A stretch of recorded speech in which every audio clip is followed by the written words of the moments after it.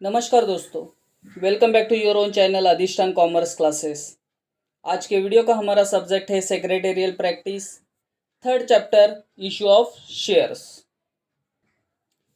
आज के वीडियो में हम टॉपिक कवर करने वाले हैं methods of issue of shares, जिसमें C part existing shares are issuing to the existing employee and shares are issuing to the private placement.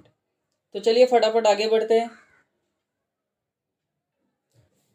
Shares are issuing to the existing employees में employee stock option schemes हमने पिछले video में cover किया था, जहां company अपने permanent employees को, directors को, ऑफिसर्स को शेयर्स इशू कर रही थी at a predetermined price. आज के वीडियो में हम कवर करेंगे employee stock purchase scheme. Under the scheme, company offers equity shares to its employees at a discount rate or discount price which they can be buy at a future date. So देखिए, employ stock purchase scheme में company employees को shares offer कर रही है, वो भी discount price पे offer कर रही है, जो वो फ्यूचर डेट पे शेयर होल्डर्स ये शेयर्स को खरीद सकते हैं, एम्प्लॉय ये शेयर्स को खरीद सकते हैं।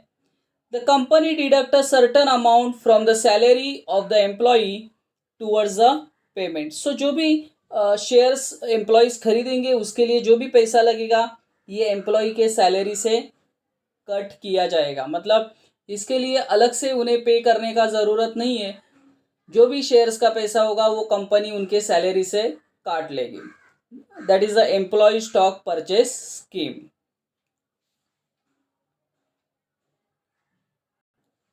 Under employee stock purchase scheme provisions देखेंगे हम। Company must fulfil the following provisions.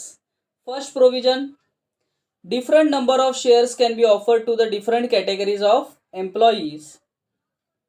मतलब अलग अलग कैटेगरी ऑफ एम्प्लॉयज के लिए अलग अलग स्कीम होगा, अलग अलग शेयर्स इशू किए जाएंगे। Share issued through ESPS should be immediately listed. Means एक बार कंपनी ने ये शेयर्स एम्प्लॉय को इशू किए तो उनका लिस्टिंग करना स्टॉक एक्सचेंज में ज़रूरी है। C point, ESPS shares will have a minimum of 1 year lock in period. तो मिनिमम 1 साल का लॉक इन पीरियड होगा। मतलब एक बार ये शेयर्स कंपनी ने एम्प्लॉय को इशू किए तो एम्प्लॉय इसको कम से कम 1 साल तक सेल आउट नहीं कर सकते। ESPS shares will have a minimum of 1 year lock-in period from the date of allotment if ESPS is not a part of the public issue. D part, company has to fulfill the provision of SEBI. तो जब भी company employee stock purchase scheme में shares issue करेंगी, सेबी का जो भी guidelines होगा, जो भी रूल्स होंगे वो कंपनी को फॉलो करना पड़ेगा। Then E point, company has to get approval of the shareholders through a special resolution. मतलब जब भी कभी भी कंपनी को एम्प्लॉय को इस तरीके से शेयर्स देने होंगे एम्प्लॉय स्टॉक परचेस स्कीम में, तो शेयर होल्डर का अप्रूवल ज़रूरी है। उसके लिए स्पेशल रेजोल्यूशन पास होना ज़रूरी है। स्पेशल रेजोल्यूशन मतलब अगर कंपनी ये स्कीम में एम्प्लॉय को शेयर्स दे रही है तो मिनिमम 75% शेयर होल्डर्स का अप्रूवल होना ज़रूरी है। Third point, Stock Appreciation Right Scheme, SARS. Under this scheme, employee are given right to receive appreciation in the value of specified number of shares of the company at a future date. देखिए SARS क्या है, यहाँ company जो भी stock में company के मतलब एक तरीका है अपने एम्प्लॉयज़ को बोनस देने का, जहां कंपनी सार्स के अंडर में जितने भी स्कीम में जितने भी शेयर्स है, इसका जितना वैल्यू इंक्रीज होगा वो वैल्यू अपने एम्प्लॉयज़ को बोनस के तौर पे इन कैश या इन इक्विटी शेयर्स दे सकती है। Under this scheme, employees are given to receive appreciation in the value of specified number of shares of the company at a future date. Company allots specified number of stock appreciation right units that are linked to the value of the company share on the date of allotment. on the relevant date, depending upon the appreciation in the value of share which are linked to the SARS units, the employees paid the appreciation value in cash or through the equity shares. मतलब company ये shares जो है वो उसके लिए कोई भी charge नहीं करेगी एम्प्लॉयज से. ये स्कीम्स से लिंक जितने भी शेयर्स होंगे उसका जितना भी वैल्यू इंक्रीज होगा ये अपने एम्प्लॉय को एज अ बोनस कंपनी देगी. वो बोनस कैश में भी हो सकता है या इक्विटी शेयर्स में भी हो सकता है. SARS is a form of bonus compensation given to the employee if the company perform well and its market price shares goes up. मतलब ये कभी कंपनी सार्स के अंडर में एम्प्लॉयज को ये एप्रिसिएशन राइट्स देती है जब कंपनी परफॉर्म अच्छा करती है, कंपनी के शेयर्स के भाव ऊपर जाते हैं, गोज अप, शेयर्स के भाव जितना बढ़ते हैं तो कंपनी इसका कुछ बेनिफिट्स अपने एम्प्लॉयज को बोनस के तौर पे देती है. The employees do not have to pay for the shares. Company has to give employee a vesting period of 1 year. मतलब कम से कम 1 साल में ये ऑफर जो कंपनी ने दी है उसको एक्सेप्ट करना पड़ेगा एम्प्लॉयज को. There is no lock in period. SARS scheme में कोई भी लॉक इन पीरियड नहीं है. इसके पहले के स्कीम में हमने देखा था कि मिनिमम 1 साल का लॉक इन पीरियड था, बट सार्स में कोई भी लॉक इन पीरियड नहीं है. To issue SARS, company has to get approval of the share holder through a special resolution. तो जिस तरीके के ऊपर के स्कीम में भी हमने देखा था कि एम्प्लॉय स्टॉक ऑप्शन स्कीम होगा, एम्प्लॉय स्टॉक परचेस स्कीम होगा, इसमें शेयर होल्डर का अप्रूवल जरूरी है. इस स्कीम के लिए भी शेयर होल्डर का अप्रूवल जरूरी है with a special resolution. 4th point, sweat equity shares. There are shares issued by a company to its director or employees at a discount or consideration other than cash.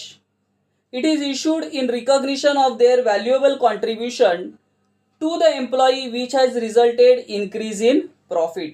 मतलब ऐसे employees, ऐसे directors जिन्होंने देखिए इसका नाम ही है sweat equity shares. Sweat equity shares मतलब जिन्होंने कंपनी के लिए अच्छा कंट्रीब्यूशन दिया है, कंपनी के लिए पसीना बहा है, ऐसे एम्प्लॉयज को, ऐसे डायरेक्टर्स को कंपनी क्या कर रही है, ये शेयर्स इशू कर रही है जिसके ज़रिए कंपनी एक मोटिवेट करने का ट्राई कर रही है कि जो डायरेक्टर एम्प्लॉयज ने ये कंपनी के लिए अच्छा परफॉर्म किया है और इससे कंपनी का जो प्रॉफिट इंक्रीज हुआ है उसके वजह से कंपनी अपने डायरेक्टर्स को, एम्प्लॉयज को ये शेयर्स इशू करती है. Sweat equity share rank pari passu with the other equity shares. तो जैसे इक्विटी शेयर्स को राइट्स होंगे, same rights sweat equity share holders को भी होते हैं. The shares have a lock in period of 3 years. But इसका लॉक इन पीरियड 1 साल से ज़्यादा है, 3 साल का लॉक इन पीरियड है. मतलब ये स्कीम में अगर कंपनी शेयर्स इशू कर रही है अपने डायरेक्टर्स, एम्प्लॉयज को, तो कम से कम 3 साल वो अपने शेयर्स को बेच नहीं सकते. They can not transfer during this period. Company has to get approval of shareholder through a special resolution to sweat equity shares. Means जो जितने भी कंपनी अपने एम्प्लॉयज को शेयर इशू कर रही है, ESOS होगा, एम्प्लॉय स्टॉक परचेस स्कीम होगा, स्वेट इक्विटी शेयर्स होगा, इसके लिए शेयर होल्डर का अप्रूवल जरूरी है, वो भी with special resolutions. Then D part, private placement. When a company offers its security to a selected group of person not exceeding 200, it is called private placement. मतलब जब कभी company selected group of persons को ही shares issue करती है. ये selected group of person कौन होते हैं? म्यूचुअल फंड हो सकते हैं, फॉरेन इंस्टीट्यूशनल इन्वेस्टर हो सकते हैं, डोमेस्टिक DII हो सकते हैं, डोमेस्टिक इंस्टीट्यूशनल इन्वेस्टर हो सकते हैं, FII हो सकते हैं. तो जब किसी पर्टिकुलर पर्सन्स को ही company, selected group of persons को ही कंपनी शेयर इशू कर रही है तो हम इसको बोलेंगे प्राइवेट प्लेसमेंट. ये सिलेक्टेड ग्रुप ऑफ पर्सन जो होंगे वो 200 से ज़्यादा नहीं होने चाहिए. When a company offer its security to selected group of person not exceeding 200, it is called private placement. Securities में शेयर्स, बॉन्ड, डिबेंचर कुछ भी हो सकता है. In other word, company offer it security only to identified person and not to the general public. मतलब private placement में company general public को share issue नहीं करती है, सिलेक्टेड ग्रुप ऑफ एम्प्लॉयज को ये share, selected group of persons को ये शेयर दिए जाते हैं, वो भी सिलेक्टेड ग्रुप ऑफ पर्सन 200 से ज़्यादा नहीं होने चाहिए। The board of director select और identify the person to be included in the selected group. तो सिलेक्टेड ग्रुप में कौन होंगे ये डिसाइड करने का काम बोर्ड ऑफ डायरेक्टर्स का है। तो इसमें they can be mutual funds भी हो सकते हैं, इंस्टीट्यूशनल इन्वेस्टर भी हो सकते हैं। Company has to issue private placement offer, company issue private placement offer letter along with the application. तो जब भी कंपनी प्राइवेट प्लेसमेंट से शेयर इशू करती है तो ऑफर लेटर इशू करना पड़ेगा with the application. The shares offered can be fully और पार्टली पेड अप। तो जो भी शेयर्स इशू हो रहे हैं वो फुल्ली पेड अप भी हो सकते हैं और पार्टली पेड अप भी हो सकते हैं। And consideration should be paid by cheque, demand draft etcetera but not by cash. मतलब जो भी कंसिडरेशन ये शेयर्स के लिए प्राइवेट प्लेयर्स को पे करना पड़ेगा ये चेक में होना चाहिए, डिमांड ड्राफ्ट में होना चाहिए, ना कि कैश में। Right to renunciation is not given to applicants under the private placement. So renunciation means आपका ये जो राइट्स है, जो प्राइवेट प्लेयर्स को कंपनी शेयर्स दे रही है, ये किसी दूसरे को ट्रांसफर नहीं कर सकते। Company has to get approval of share holder through a special resolution. A company can make private placement in 2 ways. तो प्राइवेट प्लेसमेंट से शेयर्स देने के 2 तरीके हो सकते हैं।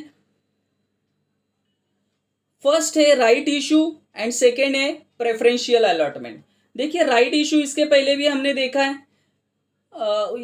मतलब कंपनी जब अपने एग्जिस्टिंग इक्विटी शेयर होल्डर्स को सबसे पहला राइट्स देती है to purchase the shares, to buy the shares, that is called right issue. हमें देखना है preferential allotment. When company issue specified securities that is equity share और securities that can be converted into equity shares to a selected group of person on a preferential basis, it is called preferential allotment। मतलब जब कभी भी company specific persons को specified securities that is equity share और जो भी securities होगा, when company issue specified securities equity share और securities that can be converted into equity shares in a future. In a future मतलब company ऐसे securities issue करती है जो आने वाले समय में इक्विटी शेयर्स में कन्वर्ट हो जाएंगे to a selected group of person on a preferential basis, it is called preferential allotment. तो प्रेफरेंशियल अलॉटमेंट क्या है, कंपनी जब भी कभी भी स्पेसिफाइड पर्सन्स को ऐसे सिक्योरिटी इशू करती है जो आने वाले फ्यूचर में इक्विटी शेयर्स में कन्वर्ट हो जाएगा, तो उसको हम प्रेफरेंशियल अलॉटमेंट कहते हैं। Usually the company offers preferential allotment to promoter, existing shareholders, employees और venture capitalists। तो ये जो शेयर्स कंपनी दे रही है प्रेफरेंशियल अलॉटमेंट स्कीम के अंडर, ये प्रमोटर्स को दे सकती है, एग्जिस्टिंग इक्विटी शेयर होल्डर्स को, एम्प्लॉयज को, या वेंचर कैपिटलिस्ट जिन्होंने कंपनी में पैसा लगाया है, या मतलब कंपनी को ग्रोथ में जिनके वजह से जिनके वजह से कंपनी प्रॉपर ग्रोथ कर पाई है, ऐसे वेंचर कैपिटलिस्ट को कंपनी ये शेयर्स इशू करती है। The shares offered are fully paid up and the application have to pay the consideration in cash. देखिए the shares offered are fully paid up and the application have to pay consideration in cash. मतलब जो भी shares है वो fully paid up होंगे और जो भी एप्लीकेंट है उसे कैश में पेमेंट करना पड़ेगा। Shares issued under preferential allotment have no voting rights, voting rights नहीं मिलेंगे। Approval of share holder in the form of special resolution is needed to make a preferential allotment. Companies usually go for preferential allotment as it is not only less time consuming but also involve less paperwork and formality। तो company preferential allotment के लिए कभी भी shares क्यों issue करती है, तो इससे कंपनी का टाइम कम जाता है, और दूसरा पेपर वर्क का काम, जो फॉर्मेलिटीज़ है वो ज़्यादा नहीं होते, इसके लिए कंपनी प्रेफरेंशियल अलॉटमेंट के जरिए शेयर्स इशू कर सकती है। प्राइवेट प्लेसमेंट और प्रेफरेंशियल अलॉटमेंट में क्या फ़र्क होता है, देखिए। First point, securities are offered to selected group of person not exceeding 200. Selected securities, equity shares or security that can be converted into equity share is offered to a selected group of person on a preferential basis. तो देखिए यहाँ उन्होंने बोला कि ऐसे ही securities, ऐसे ही shares issue किए जाते हैं जो इजीली इक्विटी शेयर्स में कन्वर्ट होंगे। Second point, the shares offered through private placement can be fully paid up और पार्टली पेड अप। तो शेयर्स फुली पेड अप होंगे तो भी चलेगा, पार्टली पेड अप होगा तो भी चलेगा, बट प्राइवेट प्रेफरेंशियल अलॉटमेंट में शेयर्स फुली पेड अप होना जरूरी है। Third point, private placement offer letter is issued. देखिए यहाँ मोस्ट इंपॉर्टेंट बात है कि कंपनी यहाँ ऑफर लेटर इशू कर रही है, बट प्रेफरेंशियल अलॉटमेंट में ऐसा कोई भी डॉक्यूमेंट इशू नहीं किया जाता। तो आई होप दोस्तों ये सभी पॉइंट आपको समझे होंगे। मेरे एफर्ट्स आपको पसंद आए तो प्लीज़ लाइक करना, दोस्तों के साथ शेयर करना। That's it, thank you very much दोस्तों। We will be meeting in our next video. तब तक के लिए बाय बाय।